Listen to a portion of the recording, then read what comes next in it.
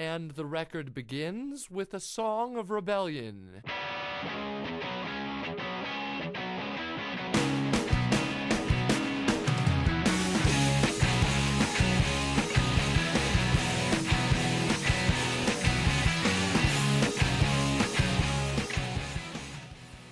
Max Bemis, one of the bad boys of the 2000s punk rock scene, is as rock and roll as you can get.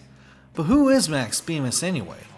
Originally born in New York, he and some of his high school buddies from an LA private school got together to make their own band. Max was so focused on his music that he only attended college for a few months before dropping out to focus on his music.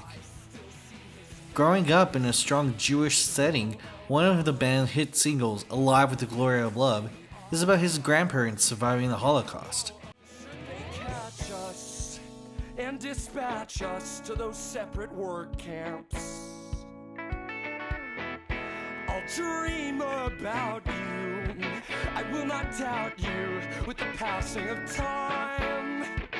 Oh yeah, should they kill me, your love will fill me as warm as the bullets. Yeah, I'll know my purpose, this war was worth this, I won't let you down. No I won't, no I won't, no I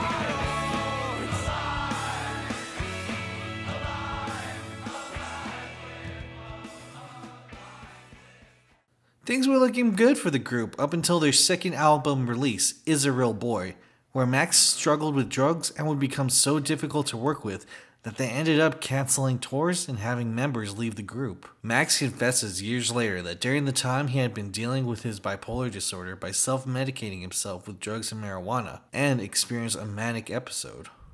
Eventually, I literally snapped during the process of making the record.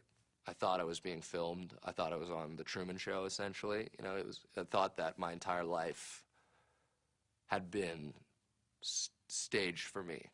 And that was my first manic break of bipolar. Eventually getting sober, Max does what he does best, battling his demons by singing them out.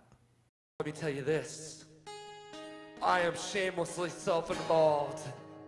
I spend hours in front of the mirror making sure my hair is elegantly disheveled. I worry about how this album will sell because I believe it will determine the amount of sex I'll have in the future. And I self-medicate, but you're a faker. You are a fraud.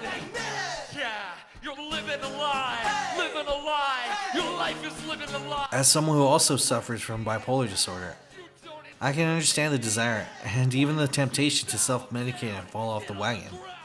Every hero has a chance at redemption, and eventually our prodigal son of rock and roll returns. By 2007, after a stint in rehab, Max returns with another album, in defense of the genre, and more tours.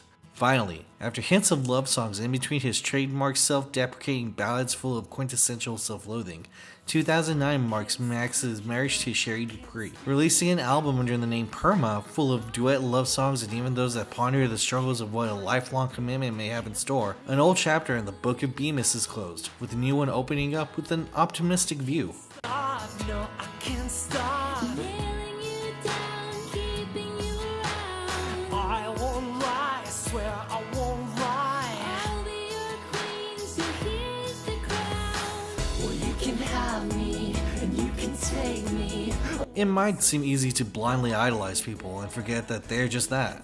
But at the very least, Max is humble enough to understand this shortcoming. In a heartfelt letter, Max writes to his fans, "Please question your idols, especially me.